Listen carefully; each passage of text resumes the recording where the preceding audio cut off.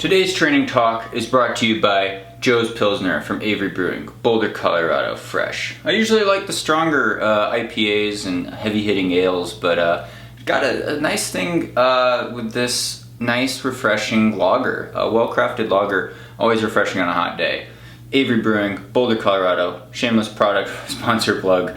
Don't drink and drive, don't drive when you're drunk, and kids, wait till you're 21.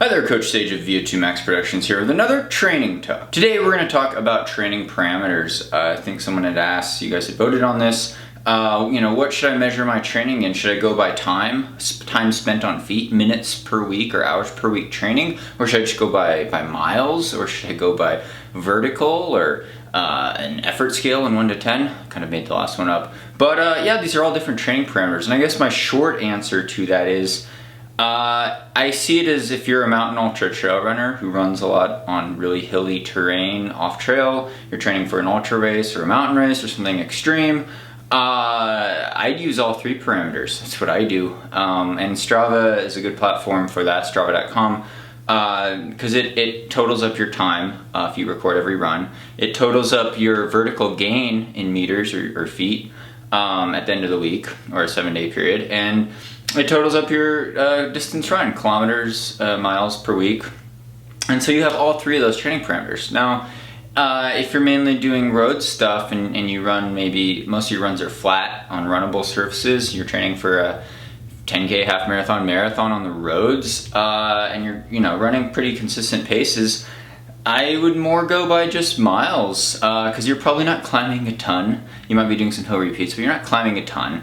And your pace variation, you're not power hiking up mountains like the mountain ultra trail runners might be. You're consistently running either between your easy pace on a flat surface or between, doing speed intervals on a track, kind of at the faster end of the spectrum. So I think the time is more of a reflection of mileage in that case, whereas if you're always training in the mountains, you could be racking up a lot of time, but maybe you didn't do quite as much mileage because you're climbing a mountain at 12-minute or 15-minute, 20-minute mile pace, something like that. So I think when we look at as a training stress, and this is for all distance runners, as training stress, you do have to take parameters into account like time and elevation change, as well as distance. And the way I view it is it is more of a work output. What event are you training for first? And that's why I kind of separated the mountain ultra trail stuff from the road and track and half marathon and shorter distance runnable surfaces, because I think with the mountain ultra trail stuff you do have more of these variables. And if you look at it from the two systems I always talk about, your cardiovascular system, your heart and lungs versus your skeletal muscular system, bones, legs, muscle fibers. The heart and lungs, if you go out for let's say I do a 20-mile mountain run here in Boulder, 20-mile mountain run up, doing 5,000, 6,000 feet of climbing, that might take 3 or 4 hours, depending if there's snow or if I'm power hiking or what I'm doing. And I'm wearing my heart rate monitor. My heart rate, let's say my average heart rate's 140 for that whole effort, for 3 hours. Doing a 20-miler. Whereas if I'm doing road marathon training, I might be running around the res or around the bike path in Boulder.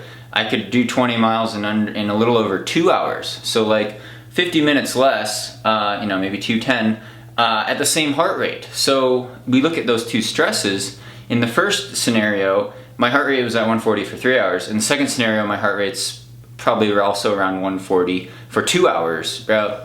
We'll say 210, 630 mile pace. So the heart was only trained and that was trained an hour less. Now we look at the stress on the legs though, there's a lot more pounding and a lot more velocity running at 630 mile pace. Whereas in the other one, I was stressed my legs in a different way. I wasn't pounding them as much because I was on soft surfaces and I was power hiking, but there was a vertical climbing stress and a descending stress. But overall, I'd say the skeletal muscular stress was actually less on the trails than pounding the pavement for 20 miles on the road. And if you look at specificity of training, of course, the road run, more specific to marathon training, mountain run, more specific to mountain run training. So it's about specificity in training, as always, in what parameter you're looking at and what kind of stress you're looking at inducing on yourself. So, to say which is better, I look at all the parameters. But again, it's a work output thing, work moving your body weight a certain distance,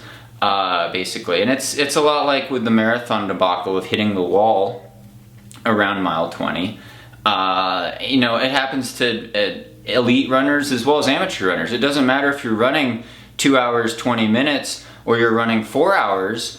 Generally, a lot of people hit the wall around mile 18 or 19, 20, because that's kind of when you run out of glycogen. And if you don't pace yourself really well, or if you pace yourself really poorly and you're at altitude or you're climbing out of hills, you might hit the wall at mile 15 or 16. But generally, it's always very consistent. People hit the wall around mile 20 in a marathon, and it doesn't matter. I could run 100 miles a week for weeks on end.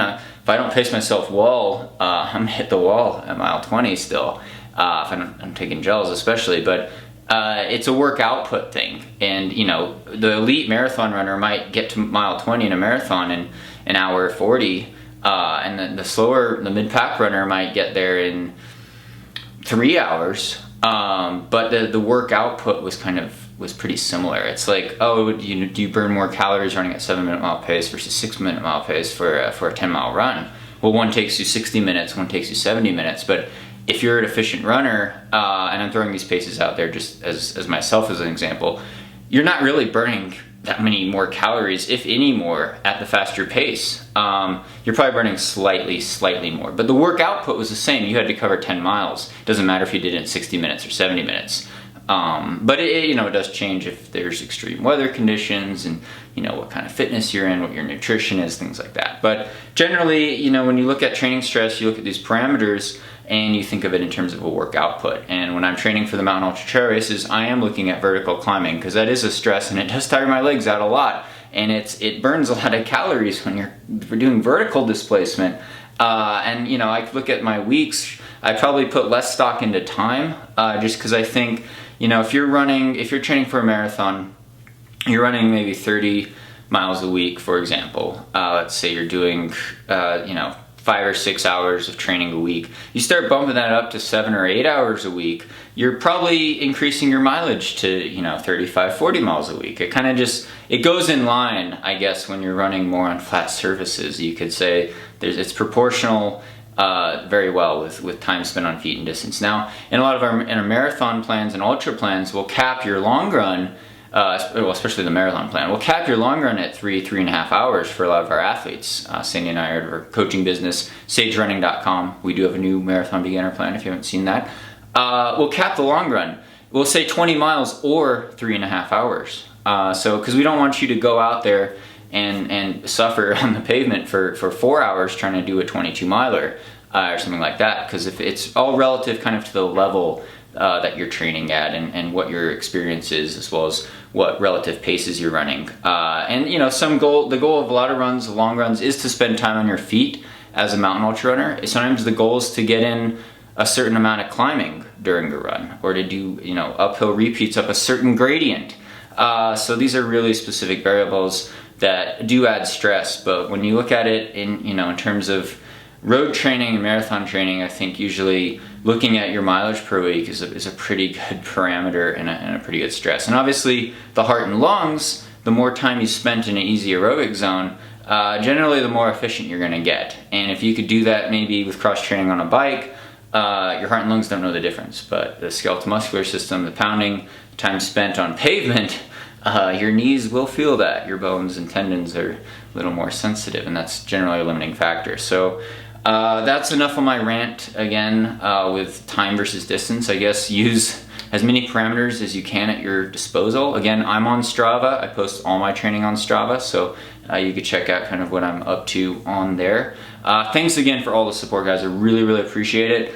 I'm actually taking off to the island of La Palma, Canary Islands, for the next race, Transvolcania, coming up. I might be out of touch for a while because of travel, but I do appreciate all the support on there. I'm going to have some camera gear over there and try to get some footage for you guys so you can see what that's like heading into my next race. But hope your spring training is going well. Thanks so much for all the support on Patreon. Couldn't do this without you guys. Really, really appreciate it. And stay tuned for more via 2Max Productions.